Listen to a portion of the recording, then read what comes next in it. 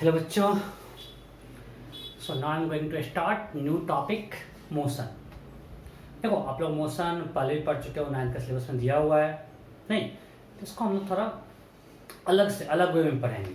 कुछ डॉक्टर को ऐड करके पढ़ेंगे, फिर ज़्यादा क्वेश्चंस करेंगे, ठीक है। तो विदाउट टाइम वेस्टिंग लोग स्टार्ट करते हैं। सो आप लोग पढ़ चुके हो there two terms, rest and motion. कुछ ना मैं आपको रिपीट करूँगा, मैं कुछ भी नहीं छोड़ूंगा। जहां मुझे लगता है थोड़ा इजी है मैं वहां पे थोड़ा फास्ट निकल लूंगा, बट छोड़ूंगा कुछ नहीं। You have two terms, rest and motion. So what is motion? Okay, आप बोलते हैं object change position, you call it motion with respect to its surrounding. Okay, सही है, लेकिन थोड़ा कुछ मिस कर रहे हैं। इसमें सिंपल एग्जांपल लेते हैं। एक ट्रेन चल रही है, ठीक है, उसमें आप बैठे हुए हो, तो आपका को पैसेंजर आपके रिस्पेक्ट में रेस्ट में या मोशन में? रेस्ट में। बट अगर कोई पर्सन प्लेटफॉर्म पे खड़ा है, उसके लिए पैसेंजर रेस्ट में या मोशन में? मोशन में। तो सेम पैसेंजर एक के लिए है रेस्ट में और दूसरे के लिए है मोशन में। मतलब motion also depends on observer. Object at rest और in motion is also observer dependent. ये एब्सोल्यूट टर्म नहीं है। तो हमको क्या लिखना चाहिए? If an object changes its position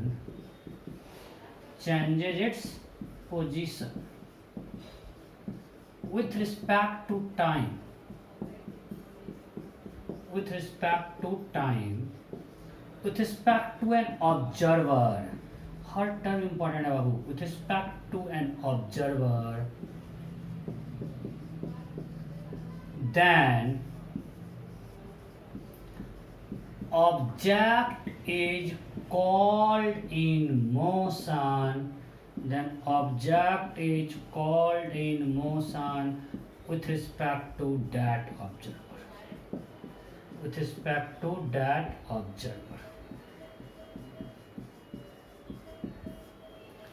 क्या if an object change with respect to time के साथ पोजीशन चेंज कर रहा है और respect to an ऑब्जर्वर के लिए चेंज कर रहा है।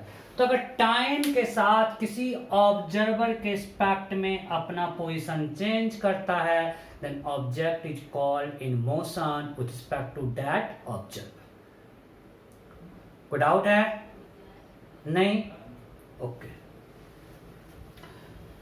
तो यहाँ पे ऑब्जर्वर डिपेंडेंट है, जिसके रिस्पेक्ट में पोजीशन चेंज करेगा उसके लिए मोशन में है, जिसके लिए चेंज नहीं करेगा उसके लिए रेस्ट में। अगर हमको रेस्ट डिफाइन करके बोलेंगे, if an object changes position respect to time, if an object doesn't change position with respect to time, respect to an observer, then object is called in rest with respect to that observer. मतलब जिसके लिए position change किया उसके लिए motion में है, जिसके लिए पोजीशन चेंज नहीं किया उसके रिस्पेक्ट में रेस्ट में। It depends on observer. Hopefully it's clear. So आपको ऑब्जर्वर चेंज नहीं छोड़ना है, because it's observer dependent. Okay, so हमने मोशन को डिफाइन कर लिया। ये आप लोग पढ़ चुके, इसमें बहुत टाइम देने की जरूरत नहीं है। Now we will divide motion into two parts.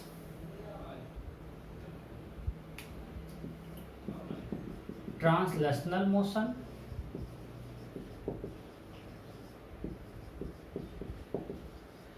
And rotational motion.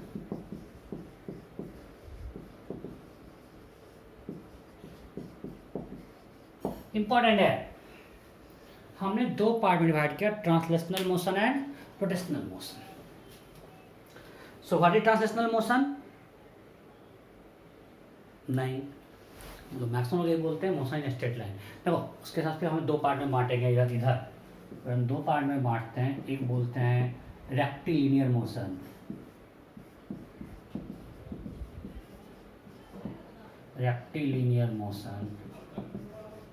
दूसरा बोलते हैं कर्वीलिनियर मोशन।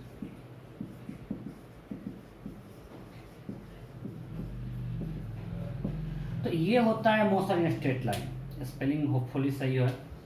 ये क्या होता है? Motion in straight line.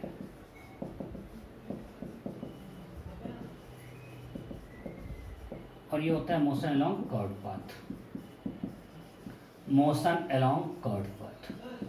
But वो अलग चीज़ है, जो हमने अभी आपको लिखा वो अलग चीज़ है। हम डिफरेंट टाइप से मोशन में डिवाइड करते हैं। आप लोग आगे पढ़ोगे इनफॉर्मेशन इनफॉर्म, मैं इसको नहीं कर रहा हूँ। इनफॉर्मेशन में स्पीड कांस्टेंट होता है, इनफॉर्मेशन में स्पीड चेंज करते रहता है। और मैं स्पीड की बात नहीं कर सकता, मैं स्पीड पे उसकी चर्चा नहीं कर रहा हूँ। तो ये है motion along straight line called rectilinear motion, motion in the curve path is called motion curvilinear motion. But अब भी हम बात कर रहे हैं ट्रांसलेशनल मोशन, रोटेशनल मोशन। ठीक से बैठो सब लोग, मस्ती के मूड में नहीं, पढ़ाई अच्छे से होनी चाहिए, अच्छे से बैठ जाओ। सो ये translational motion and rotational motion, so ये अलग है। तो भाई ये क्या है? Translational motion and rotational motion देखते हैं। तो इसको छाप लो, इसको छाप लो फटाफट, छाप लिए? ओके। तो देखो हम लोग अभी सिलेबस में जो भी पढ़ते हैं ना, हम लोग पढ़ते हैं किसके बारे में? About rigid body. हम लोग जो भी पढ़ेंगे will talk about rigid body. हमारे पास we have two types of body, rigid and second is flexible.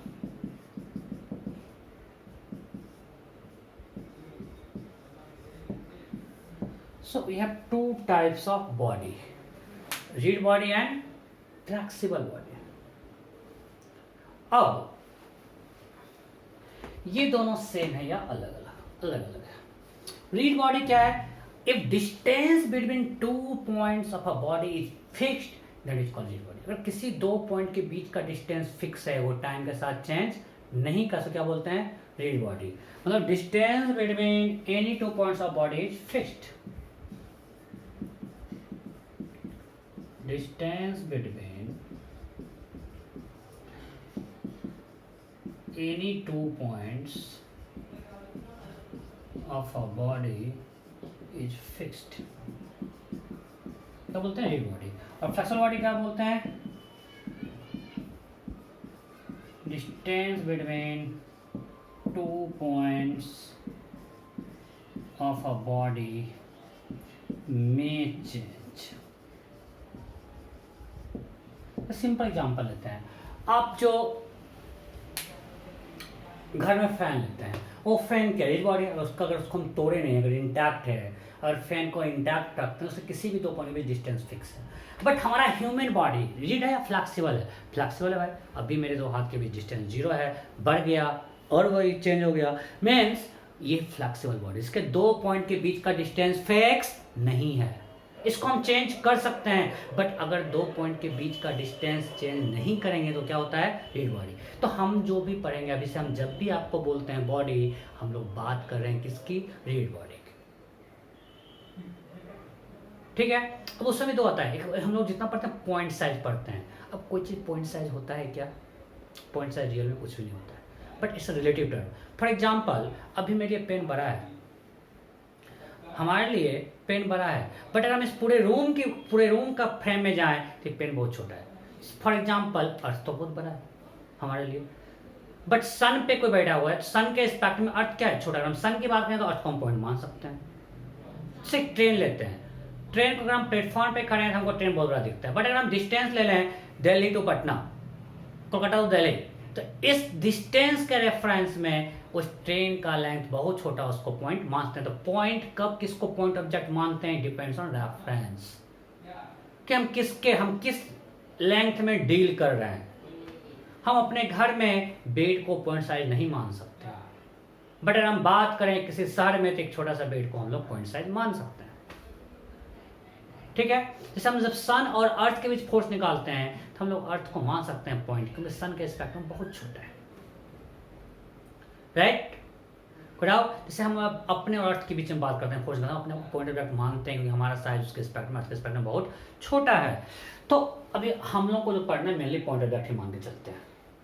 तो rigid body flexible body clear है, उसमें क्या पढ़ेंगे? Rigid body. उसमें हम लोग क्या पढ़ेंगे? पॉइंट ऑब्जेक्ट से कोई डायमेंशन नहीं होगा, हम लोग उसकी मैथली बात करेंगे। तो हमने आपको क्या क्या बताया? बॉडी था रिजिड एंड फ्लेक्सिबल। तो हम लोग भी जो भी बात नहीं रिजिड बॉडी की बात करेंगे, उसमें भी हम बात करेंगे पॉइंट साइज का, इसका डायमेंशन हम लोग नहीं लेंगे। तो बस सर क्या क्या पढ़ा रहे हो, आपको तो ये पूछना था, ये सब क्या कर रहे हो बकवास बाबू, ये सब इससे रिलेटेड है। अब आते हैं ट्रांसलेशनल मोशन में। ट्रांसलेशनल मोशन क्या है? If all points of rigid body move with same speed. It all points of rigid body move with same speed, or we can say it travels equal distance in equal time. If all points of a body move with same speed, or we can say travels equal distance in equal time, travels, then motion of body is called translational motion.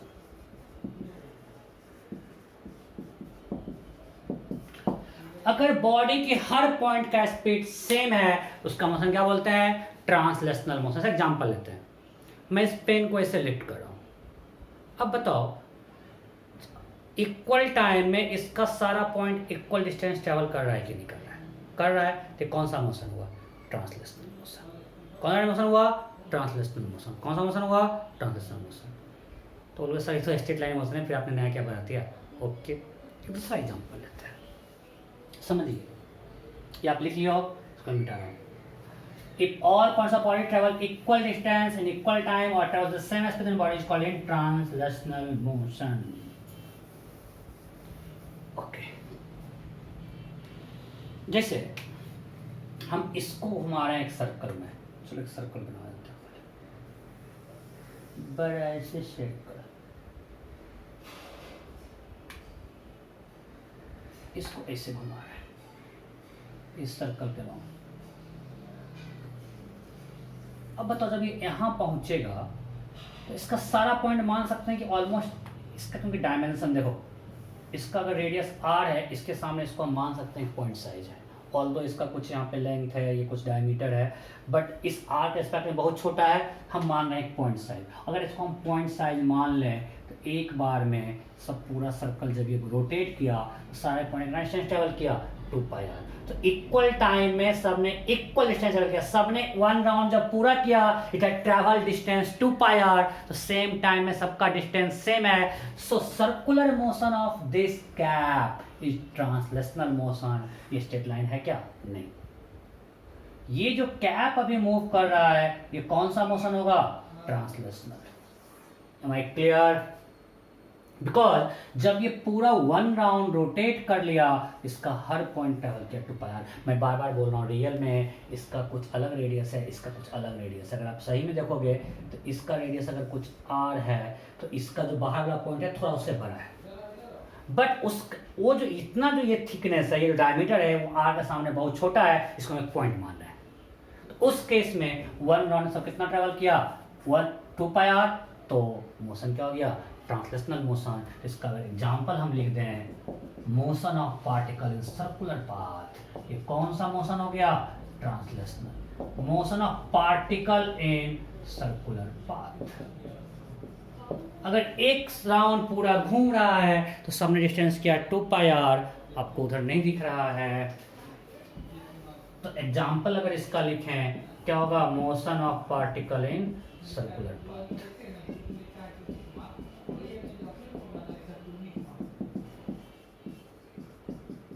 कौन सा motion हो गया? Translational. जैसे मान लिए ये curve, ये path, अब इस पे हम इस कैप को घुमा रहे हैं, ये कैप। अब इस कैप का डायमेंशन विजिबल माने तो सारा पॉइंट इक्वल टाइम में इक्वल डिस्टेंस ट्रैवल कर रहा है, बिकॉज हम इसका मान रहे हैं कि थिकनेस विजिबल है इस रेडियस के सामने। तो इसका मोशन कौन सा मोशन हुआ? Translational motion. क्लियर? लेकिन अगर हम इस पेन को ऐसे घुमा रहे हैं, इस पूरे पेन को, इस पेन को जब ऐसे घुमा रहे हैं, अब आप बताओ सारे पॉइंट के लिए रेडियस सेम या अलग अलग? अलग अलग। जब ये एक राउंड घूमा तो जो बाहर वाला पॉइंट था, देखो इसको हम ऐसे रोटेट कर रहे हैं, हम एक सर्कल बनाते हैं, इसको लेते हुए यहाँ। अब समझो इसको हम ऐसे रोटेट किए, तो ये बाहर का जो टिप है ये इस रेडियस में घूम रहा है। बट अगर हम यहाँ वाला पॉइंट पकड़े, उसका रेडियस कुछ अलग है, वो कुछ इस रेडियस में घूम रहा है। हाँ या नहीं? सबका रेडियस सेम या अलग अलग, अंदर वाला कुछ इस रेडियस में घूम रहा है, और ये जो पॉइंट है ये तो घूम ही नहीं रहा है। फैन का एग्जांपल लेते हैं। जब मेरे घर में फैन चल रहा है, तो बताओ उस फैन का जो उसमें सारे पॉइंट्स हैं, सबका रेडियस सेम है क्या? नहीं। जो फैन के बिल्कुल आउटर मोस्ट पॉइंट है वो बड़ा सर्कल में घूम रहा है, अंदर वाला बिल्कुल छोटा सर्कल में घूम रहा है। अरे हाँ या नहीं? तो जब 1 राउंड घूमेगा तो सबका डिस्टेंस 2πr होगा, बट r अलग अलग है, तो सबका सेम इक्वल टाइम है, इक्वल डिस्टेंस है क्या? नहीं है।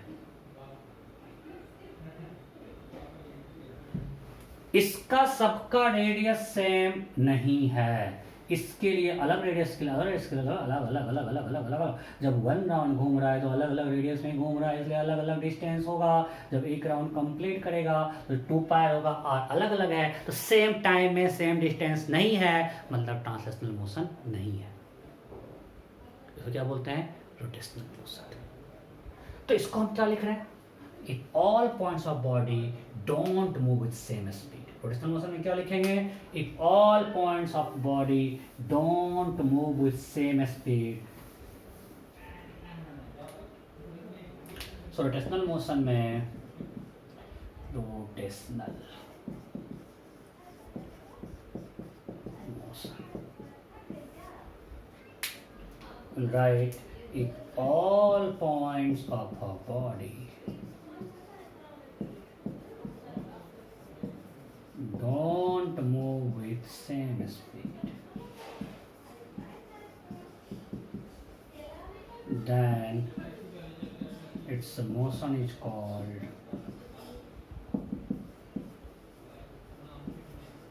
rotational motion.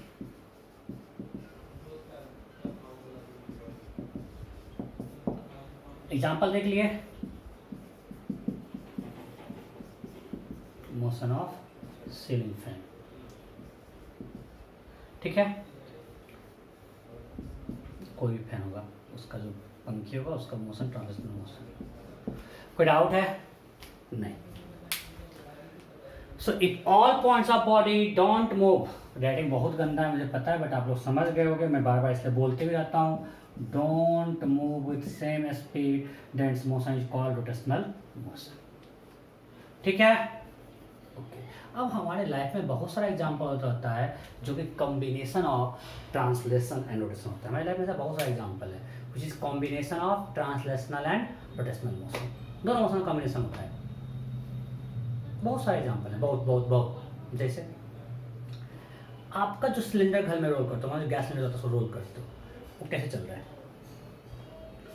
ऐसे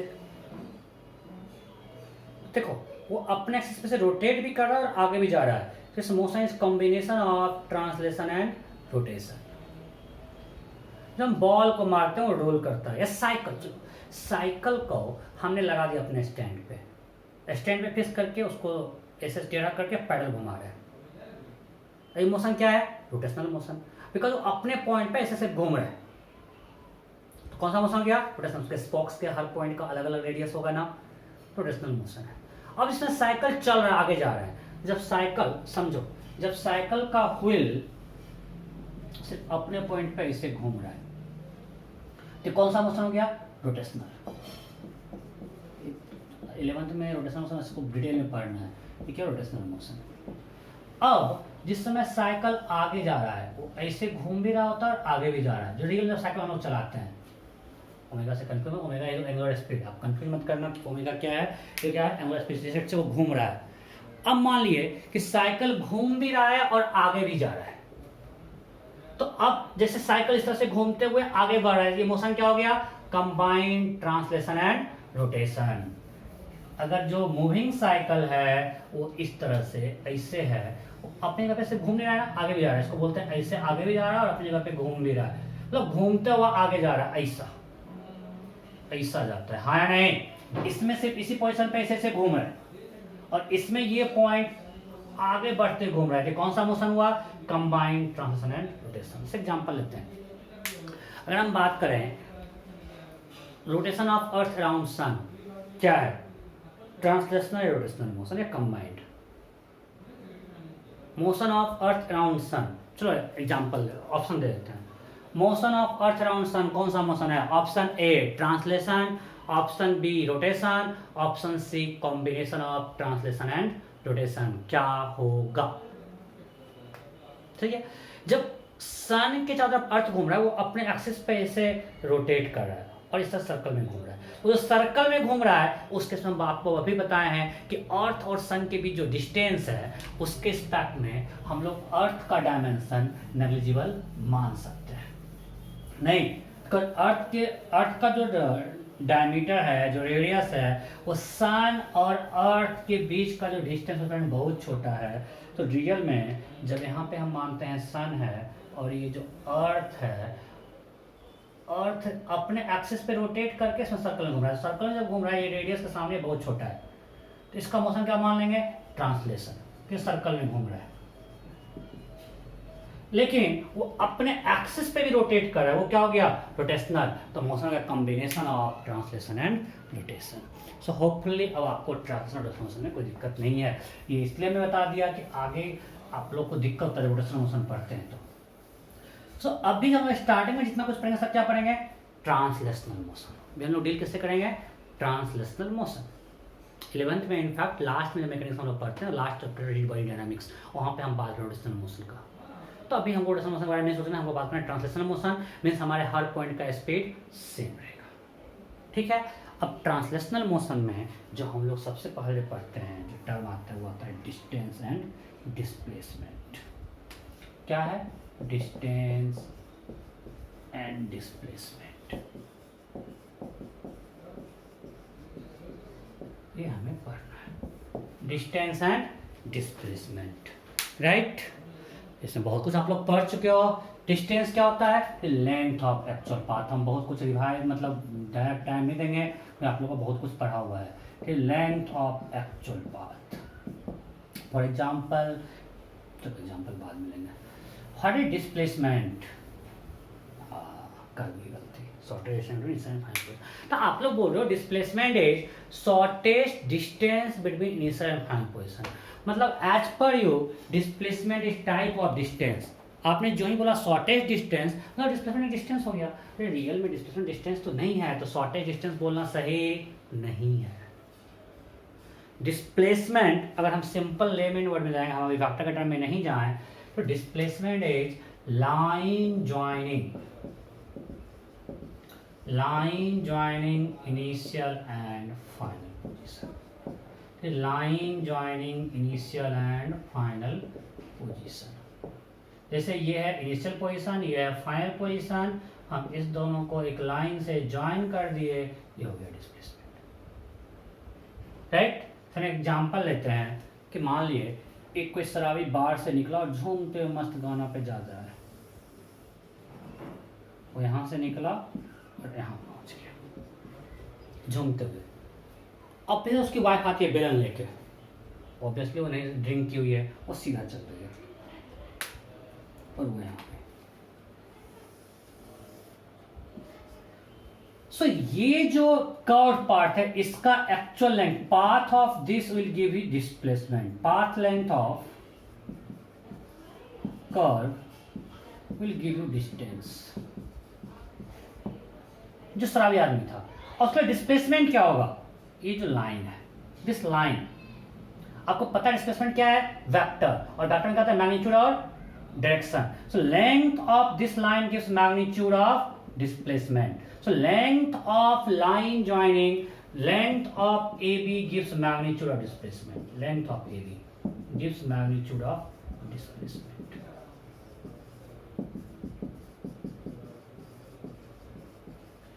So ये वेक्टर है, ये क्या है?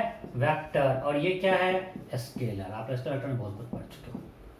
सो डिस्प्लेसमेंट क्या है? वेक्टर। डिस्टेंस क्या है? स्केलर। सो वो ए से बी गया कर्व पाथ में, तो इस कर्व पाथ का लेंथ देगा डिस्टेंस और ये लाइन देगा डिस्प्लेसमेंट। बार बार बोल रहा हूं मैं, ए से बी का लेंथ डिस्प्लेसमेंट नहीं बोल रहा हूं, मैं बोल रहा हूं A to B line joining displacement. और इसमें जो एरो है, arrow gives direction of displacement and this line length of line gives magnitude displacement, displacement में वेक्टर है, मैग्नीट्यूड भी है और डायरेक्शन भी है। तो ये पूरा लाइन जो है, A B line represent displacement, length of line represents magnitude displacement and arrow represents direction of displacement. इसमें दोनों है, मैग्नीट्यूड भी है और डायरेक्शन भी है। अब ध्यान देना। सो हमने बोला अच्छा, तो सराबी के लिए डिस्टेंस ये हो गया और उसके लिए डिस्प्लेसमेंट हो गया ये लाइन। उसकी वाइट के लिए डिस्टेंस भी यही होगा, इस लाइन का लेंथ, और डिस्प्लेसमेंट का मैग्नीट्यूड होगा इस लाइन का लेंथ। उसके दोनों सेम है बिकॉज यही पाथ लिया है। अब कोई थर्ड पर्सन, मान लिए कोई एक और आदमी है, वो ऐसे गया, तो डिस्टेंस अगर मान लिया कोई पर्सन, ये पर्सन P है, ये Q है, ये R है, there are three different persons, P ने लिया ये पाथ, Q ने लिया ये पाथ, R ने लिया ये पाथ। तो तीनों के लिए डिस्टेंस सेम या अलग अलग? डिस्टेंस सेम या अलग अलग? अलग अलग। इसका लेंथ, इसका लेंथ, इसका लेंथ। डिस्प्लेसमेंट सेम या अलग अलग? Same. Means distance depends on path taken by object, but displacement depends only on initial and final position, right? So distance, it depends on path taken by object. तो आप लिख लियो ना। और it depends only on initial and final position. Depends only on initial and final position. Initial and final position.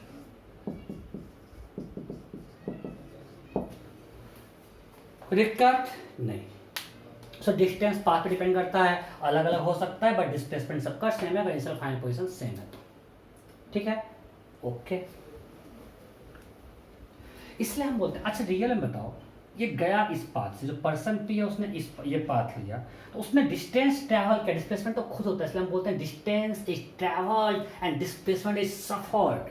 Displacement खुद से हो जाता है, हम लोग ट्रैवल नहीं करते। हम लोग ट्रैवल क्या करते हैं? डिस्टेंस। हमको ए से भी जाना, हमने ये पाथ ट्रैवल किया, हम खुद यहाँ से यहाँ डिस्प्लेस हो गए। सो ऑल कहता है distance is travel, displacement is suffered. जो अच्छा बुक होता है ना, उसमें कभी डिस्प्लेसमेंट ट्रैवल नहीं पूछता, आपको बोलता है डिस्प्लेसमेंट सफर्ड। दोनों सेम नहीं है। Always distance is travel and displacement is suffered. ठीक है, ये आप लोग लिख लियो। नेक्स्ट, अब simple path length of curve है डिस्टेंस। सो अगर distance is length of actual path, तो लेंथ ऑफ एक्चुअल पाथ तो कभी नेगेटिव हो नहीं सकता है। कभी लेंथ ऑफ पाथ नेगेटिव हो सकता है क्या? नहीं होगा। सो हम क्या लिखेंगे? Distance travel by body can't be negative. Distance traveled by body can't be negative. ये नेगेटिव नहीं हो सकता है। किसी बॉडी का डिस्टेंस ट्रैवल कभी भी नेगेटिव नहीं हो सकता है। ये सिंपल है, नेगेटिव नहीं हो सकता है। कोई दिक्कत? बिकॉज लेंथ ऑफ पाथ है और लेंथ ऑफ पाथ पे किसी लाइन का लेंथ नेगेटिव होता है नहीं। So can you tell that distance traveled is always positive? True or false? I am giving a statement. Distance traveled by body, distance traveled by body is always positive. True or false? क्या होगा? False होगा, because हमने बोला it can't be negative, so it can be either zero और positive. फिर sir zero कब होता है? अरे भाई चलो, आपके घर में रखा हुआ है बेड, हम पूछेंगे पिछले एक दिन में उसने कितना डिस्टेंस ट्रैवल किया, तो आपका आंसर क्या होगा? आपके रिस्पेक्ट में पिछले 1 दिन में वो जो आपके घर में बेड रखा हुआ है वो कितना डिस्टेंस ट्रैवल किया, आप क्या बोलोगे? जीरो। वो नेगेटिव है क्या? पॉजिटिव है क्या? नहीं। सो हमने बोला ऑलवेज पॉजिटिव, तो गलत है ना।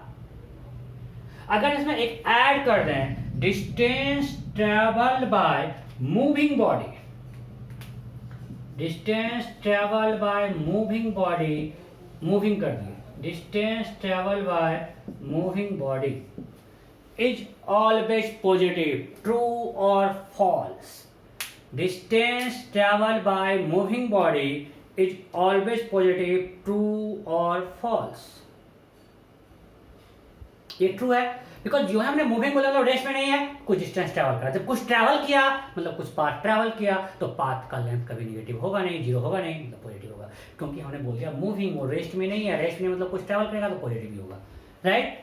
सो डिस्टेंस वाला body can't be negative, either zero और पॉजिटिव। अब आते हैं डिस्प्लेसमेंट में, उसमें पहले बात करते हैं मैग्नीट्यूड डिस्प्लेसमेंट। हमने क्या बोला कि line joining initial and final position gives displacement, and length of that line gives you magnitude of displacement, and arrow gives direction of displacement. लिखना है तो लिख लो, line joining initial and final position gives displacement.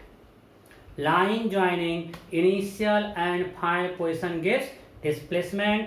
Length of line gives magnitude of displacement, and arrow gives direction of displacement. So, हमने बोल दिया कि ये A से B गया, ये सो length of line is magnitude displacement. तो कभी भी लेंथ ऑफ लाइन नेगेटिव हो सकता है क्या? नहीं। So length of line is magnitude of displacement. Now we know length of line can't be negative. हमको पता है कि कभी भी लेंथ ऑफ लाइन नेगेटिव नहीं होगा, और since length of line can't be negative, so magnitude of displacement can't be negative. Magnitude of displacement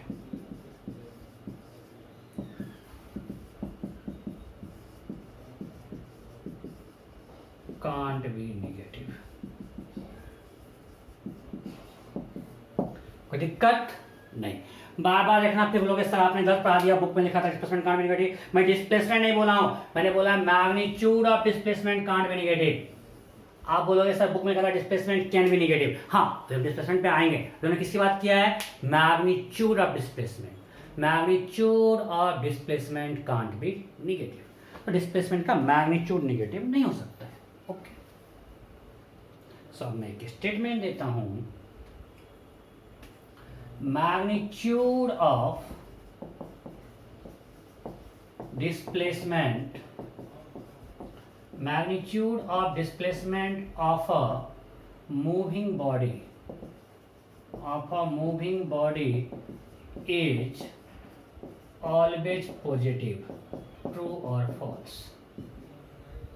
क्या बोला मैंने? मेरा स्टेटमेंट क्या है? Magnitude of displacement of a moving body, magnitude of displacement of a moving body is always positive, true or false? देखते हैं। Moving body, okay,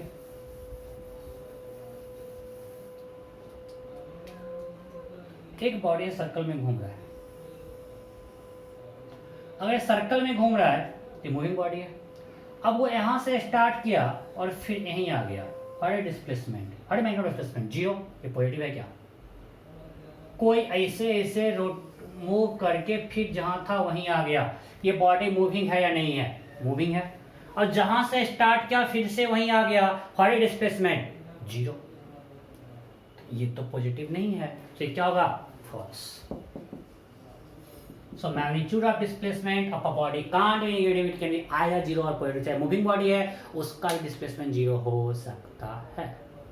moving body का distance travel zero नहीं हो सकता है, बट मूविंग बॉडी का displacement का magnitude zero हो सकता है। M I clear? ओके, अब आते हैं डिस्प्लेसमेंट नेगेटिव होगा कि नहीं। मतलब लिख लो, displacement of a body, displacement of a body can be negative, comma zero, comma positive. Displacement of a body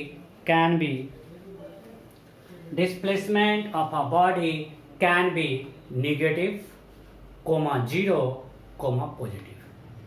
तो उसका नेगेटिव भी, जीरो भी एंड पॉजिटिव है।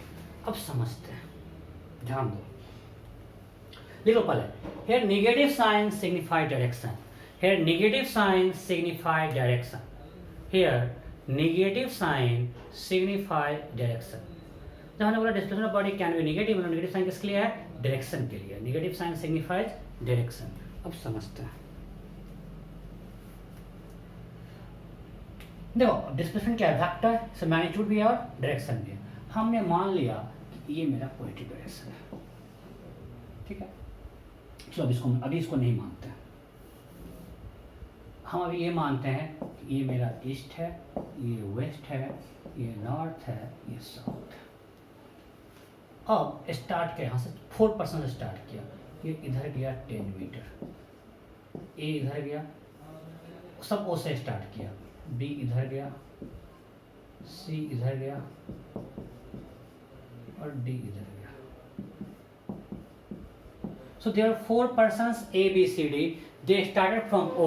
A moved 10 meter towards east, B moved 10 meter towards north, C moved 10 meter towards west, and D moved 10 meter towards south. So displacement of A क्या होगा? Displacement of A क्या बोलेंगे, बोलो? Displacement of A 10 meter east. Displacement of B क्या बोलेंगे? 10 metre north.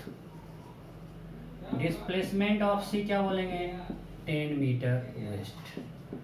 देखो मैं यहाँ पे बहुत स्लो और सब कुछ पढ़ा रहा हूँ क्योंकि आपको आगे बार बार कंफ्यूजन होता है कहाँ प्लस कहाँ माइनस क्यों कर दे रहे हैं, इसलिए मैं यहाँ पे इतना एग्जाम्पल के बहुत स्लो पढ़ा रहा हूँ। 10 मीटर साउथ, तो ये सही है बिकॉज हम जब भी डिस्प्लेसमेंट लिखेंगे, यहाँ पे टी छूट गया है, हम जब भी डिस्प्लेसमेंट लिखेंगे we have to write both magnitude and direction. So A B C D चारों के डिस्प्लेसमेंट का मैग्नीट्यूड कितना है, 10 मीटर। आप लोग जो वेक्टर पढ़े हुए हैं तो displacement of A magnitude of displacement of B is equal to magnitude of displacement of C is equal to magnitude of displacement of D। सबके डिस्प्लेसमेंट का मैग्नीट्यूड सेम है बट डायरेक्शन अलग अलग है, तो डिस्प्लेसमेंट सेम नहीं है because vector same नहीं है। सबका मैग्नीट्यूड सेम है, डायरेक्शन अलग अलग है। एक ही तरीका हुआ। दूसरा हम लोग क्या करते हैं, हम लोग मोशन इन 1D की बात करते हैं जो आपको पढ़ना है स्टार्टिंग में, मोशन इन 1 डायमेंशन। उसमें हम मान लिए इसको पॉजिटिव, ये डायरेक्शन को पॉजिटिव मान लिया। तो अब बताओ हमको ईस्ट वेस्ट नहीं मालूम, हमने एक पॉजिटिव मान लिया, तो अब डिस्प्लेसमेंट ऑफ ए क्या होगा, क्वेश्चन है इसको पॉजिटिव मानो, ईस्ट वेस्ट हमको नहीं मालूम, डिस्प्लेसमेंट ऑफ ए क्या हो जाएगा, +10 मीटर, कलर पॉजिटिव है। अब डिस्प्लेसमेंट ऑफ सी क्या है, डिस्प्लेसमेंट ऑफ सी इधर आया है, तो अगर हमने माना उधर पॉजिटिव, मतलब यहां से हमने पॉजिटिव माना, तो यहां से क्या होगा, नेगेटिव, क्या लिखेंगे, -10 मीटर। सो अब बोलोगे आप सर हम तो पॉजिटिव माना इधर, ये हो गया +10 हो गया -10, इसको क्या लिखेंगे बी और डी का, तो हम लोग नहीं लिख पाए, इसलिए हम क्या बोले हैं, पॉजिटिव नेगेटिव कब यूज करते हैं, जब motion 1 dimensional straight line motion हो, एक ही लाइन पे हो। अगर हम इसको माना पॉजिटिव, इसको मान लेंगे नेगेटिव, इसको नहीं लिख पाएंगे। अगर हमको इसको लिखना है तो वेक्टर फॉर्म में जाना पड़ेगा। प्लस माइनस से काम, जैसे 9th में हम लोगों को प्लस माइनस से काम चल जाता है, क्यों, क्योंकि वहां पे सिर्फ एक ही लाइन पे मोशन पड़ने वाले, मान लिया ऊपर पॉजिटिव, नीचे क्या हो जाएगा, नेगेटिव। हमने उधर मान लिया पॉजिटिव, इधर उल्टा क्या हो जाएगा, नेगेटिव। तो यहाँ माइनस साइन किसके लिए आया, डायरेक्शन के लिए। -10 मीटर है, मतलब आप समझ जाओ कि इससे 10 मीटर इधर आया, क्योंकि उधर हम पॉजिटिव माने हुए। मैग्नीट्यूड तो 10 मीटर ही है, सो मैग्नीट्यूड ऑफ डिस्प्लेसमेंट नेगेटिव नहीं हुआ। प्लस मतलब उधर गया, माइनस मतलब नई तरफ आया, तो माइनस साइन किसके लिए है, डायरेक्शन के लिए। यहाँ पे हमें 10 मीटर ईस्ट लिखा, 10 मीटर वेस्ट लिखा, तो यहाँ simply plus minus is for west, because हमने ईस्ट को माना भी पॉजिटिव। M I clear. जब हम बोल रहे हैं डिस्प्लेसमेंट नेगेटिव है, their minus sign signify direction, उसका मैग्नीट्यूड नेगेटिव नहीं होता है। फॉर एग्जाम्पल, मैं एग्जाम्पल लेता हूँ, क्वेश्चन लेता हूँ आपको, एक क्वेश्चन देता हूँ।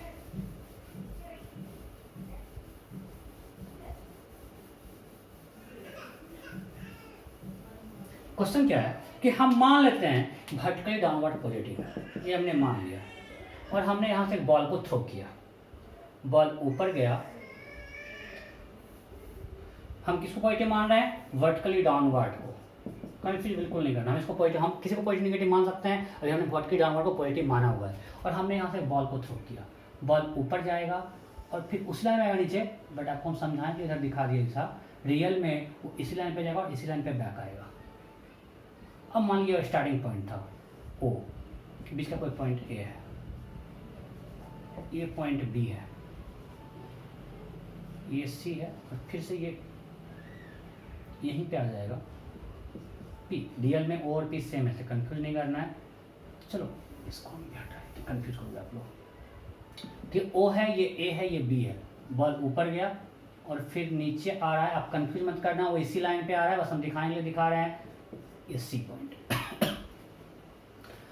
अब हमने इसको माना है पॉजिटिव, सो आपको यहाँ पे हम देते हैं पोजीशन और यहाँ पे है sign of displacement O A B C.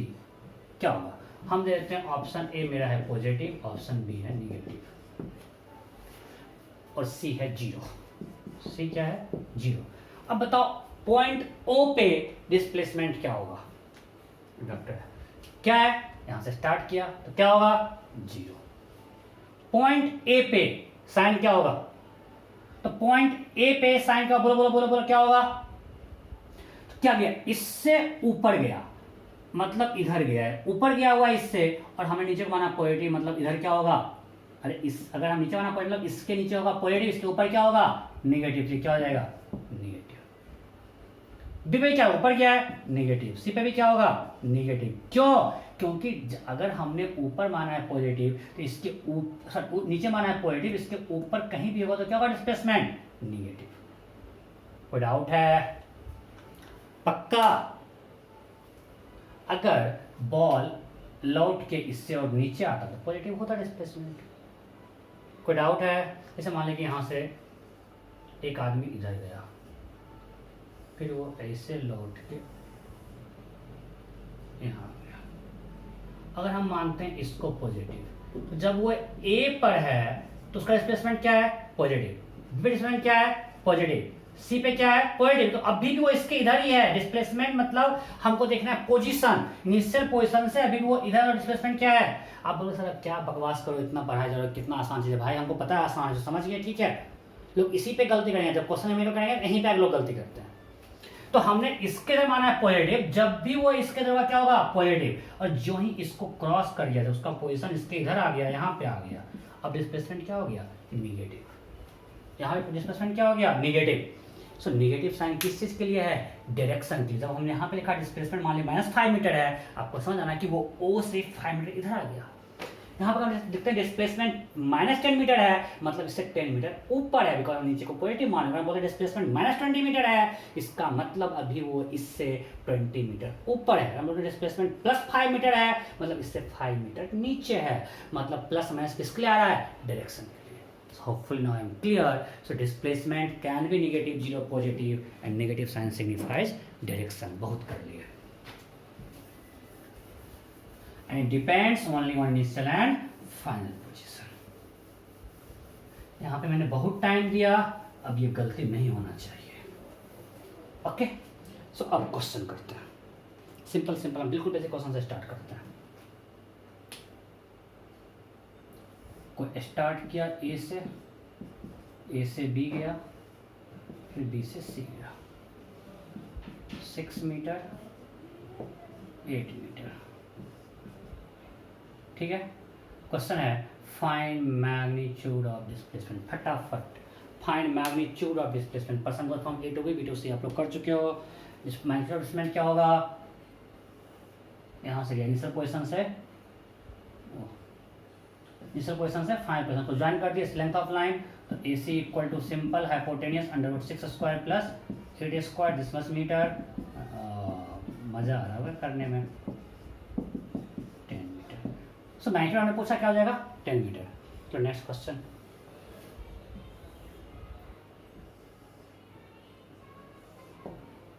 starts from A, goes from A to B, B to C, C to D.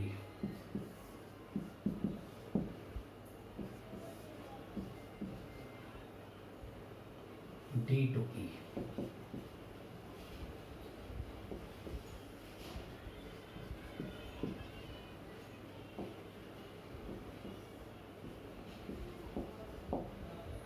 Person goes from A to B, B to C, C to D, D to E. Find magnitude of displacement of person. Find magnitude of displacement of person. फटाफट फटाफट. Find magnitude of displacement. Distance क्या हो? Distance. आसान है. Find magnitude of displacement of person. हो गया? Simple. हम लोग इनिशियल एंड फाइनल पोजीशन को ज्वाइन करते हैं. Length of this line is magnitude of displacement. हमको इसका लेंथ निकालना है. यहाँ से इसको ड्रॉ करो. ये पूरा 6 से 3 कितना होगा? 3. ये 7 ये 3 कितना हो जाएगा? 4. इसमें होपफुली किसी को दिक्कत नहीं. अरे भाई ये पूरा BC 6 है और D 3 है तो कितना बचेगा? 3. ये पूरा 7 था, 3 बैक आया, कितना बचा? 4. So now AE equal to, मान लीजिए कोई पॉइंट F है, under root EF square plus AF square, that is under root 3 square plus 4 square, क्या हो जाएगा? 5 मीटर. क्लियर? नेक्स्ट.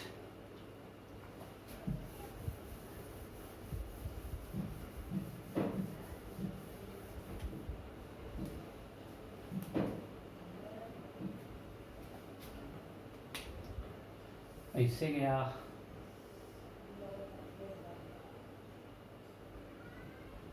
तो इसको छोटा सेंटर हो जाएगा. नेक्स्ट क्वेश्चन लिखो.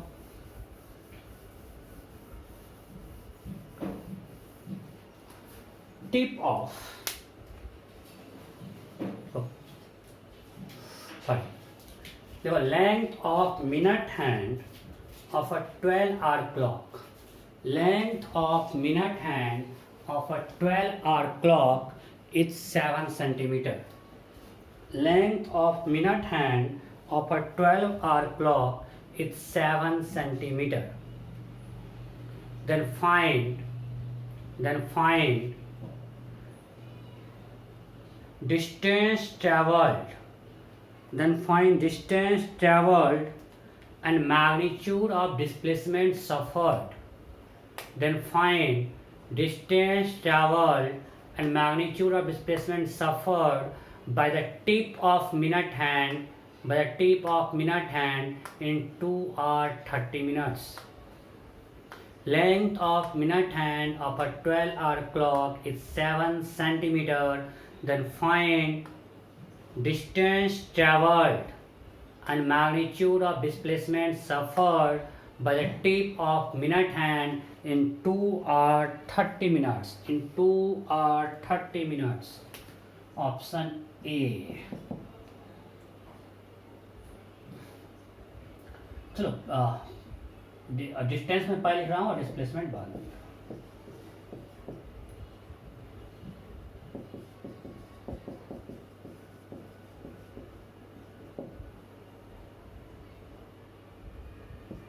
For 10 centimeter, 14 centimeter, 110 centimeter, 110 centimeter, 110 centimeter, 14 centimeter, 14 centimeter, 110 centimeter. None of these.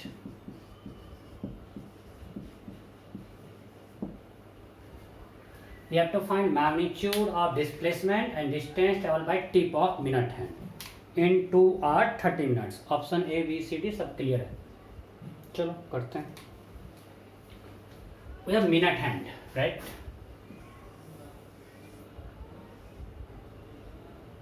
अब ये इस सर्कल में घूमेगा. कितना इसका रेडियस? 7 सेंटीमीटर. आपको पता है कि मिनट हैंड को, इसमें किसी को दिक्कत है कि मिनट हैंड को 1 राउंड कंप्लीट करने में कितना टाइम लगता है? 1 आवर. ये पता है ना? अरे भाई बोल दो, सब सो गए हो क्या? क्या यहाँ पे कुछ डांस करना पड़ेगा आप लोगों को जगाने के लिए? कितना थक गए हो. सो मिनट हैंड जो है वो सर्कल में घूम रहा है. सो 1 राउंड कंप्लीट करने का 1 आवर, तो 1 आवर में पूरा 1 राउंड घूमेगा. 2 आवर में 2 राउंड. तो समझो कि उसने यहां से स्टार्ट किया, 1 आवर में पूरा 1 राउंड रोटेट कर लिया. फिर नेक्स्ट 1 आवर में 1 मोर राउंड, और नेक्स्ट हाफ एन आवर में क्या आएगा, हाफ राउंड यहाँ से यहाँ आ जाएगा। सो बताओ व्हाट विल डिस्टेंस ट्रैवल, कितना राउंड, नंबर ऑफ राउंड्स क्या हुआ 2.5, तो 1 आवर में 1 राउंड, 2.5 राउंड कितना round 2.5, so number of rounds हो गया 2.5 राउंड रोटेट किया।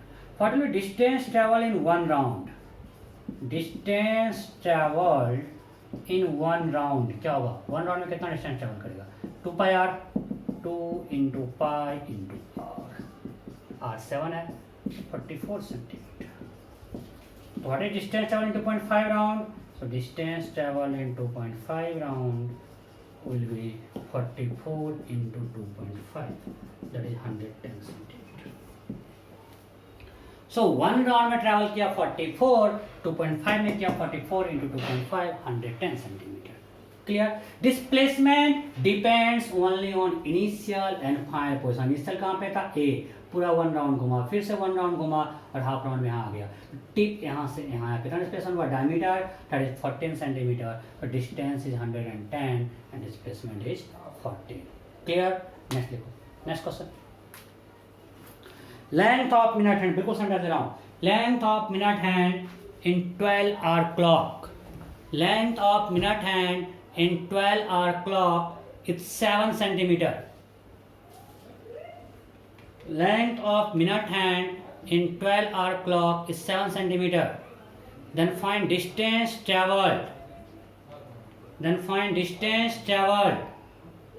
and magnitude of displacement suffered,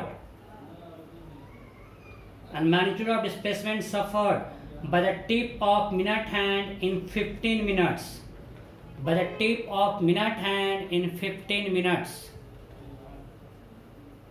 अगर वो क्वेश्चन लेक्चर आसान हो रहा है कि हमने स्टार्ट किया है, अगले क्लास में मज़ा आएगा, थोड़ा लेवल बढ़ाएंगे। मैं कुछ भी छोड़ना नहीं चाहता हूँ, इसलिए मैं सब कुछ करवा रहा हूँ। तो आज का लेक्चर आसान, ऐसे ही कोई भी चैप्टर का फर्स्ट से बहुत आसान होता है मेरा, हम बहुत बेसिक पढ़ाते हैं। सो हमने क्या पूछा है, डिस्टेंस एंड डिस्प्लेसमेंट। चलो फिर से ऑप्शन देते हैं, यहाँ पे डिस्टेंस और यहाँ पे डिस्प्लेसमेंट। चलो distance 44 centimetre, displacement 7 centimetre, distance 11 centimetre, displacement 7√2 centimetre, distance 11 centimetre, displacement 14 centimetre, distance 11 centimetre, displacement 7 centimetre, none of these। फटाफट हो गया, बहुत सिंपल है, इसे आप लोग कर चुके हो। मैंने पूछा 15 मिनट्स में, अगर यहाँ से स्टार्ट किया 15 मिनट्स में यहाँ जाएगा, तो कितना एंगल बनेगा 90। मैं सिंपल बताता हूँ, जब 360 रोटेट किया तो डिस्टेंस क्या था 2 पाई आर, तो 1 डिग्री में डिस्टेंस क्या होगा 2 पाई आर बाय 360। सो अगर थीटा डिग्री रोटेट किया तो डिस्टेंस क्या होगा 2 pi r by 360 into theta. किसी एंगल यूज कर सकते हैं। अगर ये पूरा 1 राउंड घूमता है तो कितना एंगल घूम रहा है 360। कितना डिस्टेंस ट्रैवल कर रहा है पूरा 1 circle 2 pi r. So 1 degree अगर रोटेट करेगा तो कितना रोटेट करेगा 2 पाई एंगल, कितना डिस्टेंस ट्रैवल करेगा 2 पाई आर बाय 360। सो अगर यहाँ से कोई थीटा रोटेट किया तो कितना डिस्टेंस ट्रैवल किया 2 पाई बाय 360 इंटू थीटा। यहाँ पे थीटा कितना है 90। सो डिस्टेंस क्या हो जाएगा, distance will be 2 pi r by 360 into theta क्या है 90। समझ गया होगा ये 2 pi r by 4, 2 pi r निकला था 44 ना, 44 बाय 4 कितना आ गया 11। सो डिस्टेंस हो गया 11। Displacement just join initial and final position. अगर इनिशियल ए है फाइनल बी है, ये है 7 7। सो डिस्प्लेसमेंट क्या होगा ए बी का लेंथ, तो अगर ये ओ है तो B under root O A square plus O B square. So O A कितना है 7, तो 7 square plus 7 square under root 98, 7√2 क्या हो गया 7√2। Next question,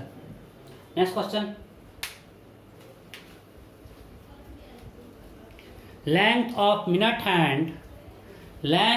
minute hand in a 12 hour clock is length of minute hand in a 12-hour clock is, length of minute hand in a 12-hour clock is 7 centimeter. Then find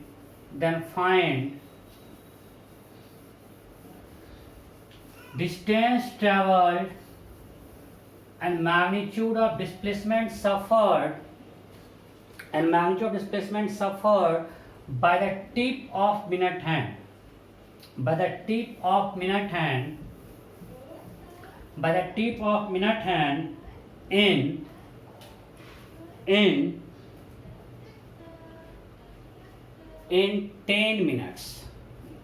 in 10 minutes. By the tip of minute hand in 10 minutes.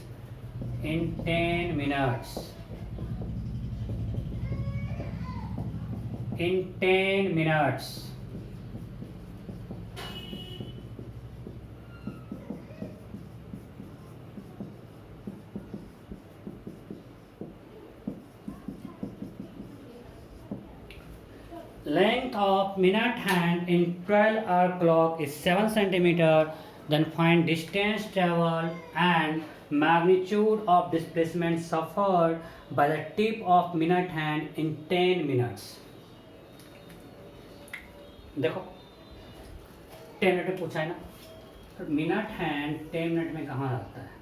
अगर ये 12 पे है 10 minute में कहाँ पे आता है? 2 पे। तो ये कितना एंगल होगा? 60। जिसको इसमें भी दिक्कत है भाई, वो पूरा 1 राउंड कितने देर में लग रहा है? 1 आवर 60 मिनट्स में। तो 60 मिनट में वो रोटेट किया 360 डिग्री। तो 1 मिनट में कितना रोटेट करेगा? 360 by 60 6 degree.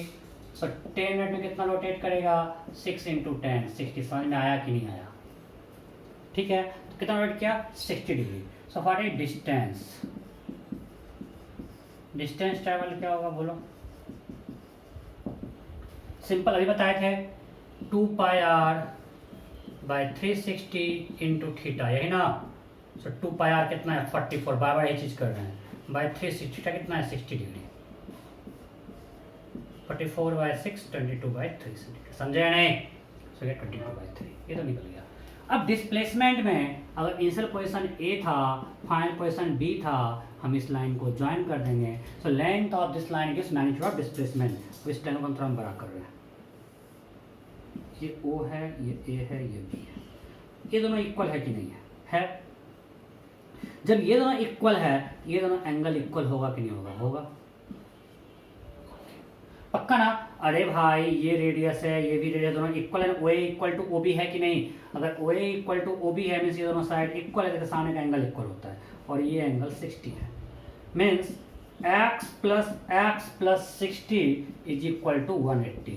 Then what is x? 60 degree. Means triangle OAB is an equilateral triangle. Triangle OAB is an equilateral triangle. जब OAB एक इक्विलैटरल ट्रायंगल है तो आपको पता है कि OA equal to OB equal to AB होगा। और लेंथ ऑफ AB की मैग्नीट्यूड डिस्प्लेसमेंट, सो AB कितना हो जाएगा? AB equal to OA equal to OB that equal to 7 centimetre. So answer क्या हो जाएगा? 22 बाई 3 एंड 7। क्लियर? देखो next question. Length of minute hand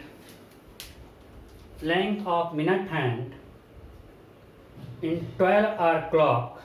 मैं बिल्कुल बेसिक करवा रहा हूँ। Length of minute hand in a 12-hour clock, length of minute hand in a 12-hour clock is 7 centimeter. Then find distance traveled.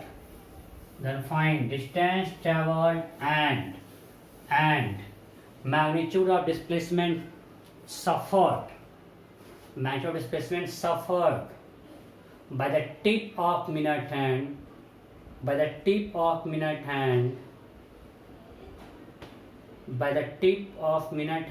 in 20 minutes. बिल्कुल same type question करवाया जा रहा हूँ।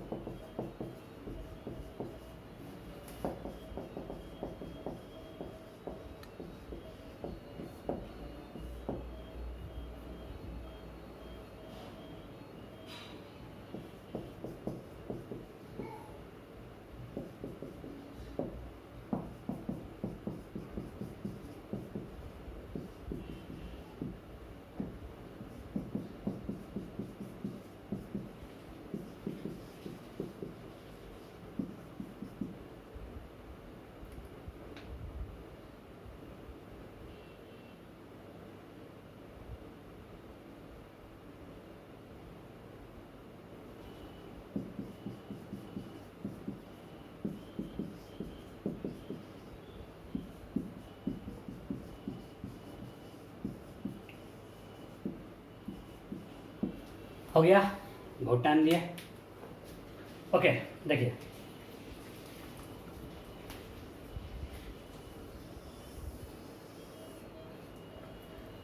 ट्वेंटी मिनट्स में कहाँ पे आ जाएगा? यहाँ से स्टार्ट किया, मान लीजिए 3 था, ये 4 पे ऐसा हो जाएगा। तो कितना एंगल घूमेगा? सेम लॉजिक, 60 मिनट्स में 360, 1 मिनट में 6 डिग्री, 20 मिनट्स में 120 डिग्री। तो बहुत आसान है। तो डिस्टेंस क्या हो जाएगा? डिस्टेंस ट्रेवल क्या होगा? डिस्टेंस ट्रेवल क्या होगा? 2 pi R by 360 degree into theta. Theta कितना है? 120। ठीक हो जाएगा 2 पाई आर बाई 3।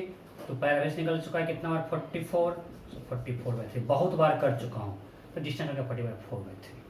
डिस्प्लेसमेंट में ये O है, ये A है, ये B है, हमको सिंपली AB का लेंथ निकालना है या नहीं? हम कहेंगे length of line AB, right? Okay. So अगर AB का लेंथ निकालना है तो AB का लेंथ कैसे निकाल सकते हैं? सो यहाँ से ड्रॉ करो परपेंडिकुलर, ये क्या होगा? 60 डिग्री, और ये भी क्या होगा? 60 डिग्री। अब तो यहाँ पे ज्योमेट्री है। साइन 60 इक्वल टू क्या होता है? P/H। P होता है थीटा के सामने P, 90 के सामने H। आप लोगों को आता है ना? साइन 60 इक्वल टू P, यहाँ पे मानते हैं D है, इसके सामने P, AD बाय इसके सामने H, AO। So AD equal to होगा AO साइन 60। AO कितना है? 7, तो 7√3/2। सो AD हो गया 7√3/2। ये भी दोनों इक्वल होता है बिकॉज ये और ये ट्रायंगल कॉन्ग्रुएंट है, 90 का एंगल इक्वल है, बीच में कॉमन है। So AD equal to BD। So BD equal to क्या होगा? 7√3/2। सो AB क्या हो जाएगा? 2AD, that is 7√3 centimetre. So it's 44/3 and 7√3 centimetre. Clear? कोई डाउट नहीं? सो ये हमने आपको करवाया डिस्टेंस और डिस्प्लेसमेंट का प्रॉपर्टी आपको बता दिया। नेगेटिव क्यों था डिस्प्लेसमेंट ये बता दिया। कोई दिक्कत है? Displacement depends only on initial and final position. कोई वेक्टर क्वांटिटी है, उसका मैग्नीट्यूड डायरेक्शन दोनों है। फिर हम डिस्टेंस और मैग्नीट्यूड और डिस्प्लेसमेंट निकालना सीखे। सिंपल क्वेश्चन का, इसमें ज़्यादा मैथ्स यूज नहीं होता है। ठीक है? सो अगले क्लास में हम लोग कंटिन्यू करेंगे। यहाँ तक कोई दिक्कत नहीं होना चाहिए बिकॉज हमने बहुत ही सिंपल पढ़ाया। ओके ठीक है, तो बाय बाय।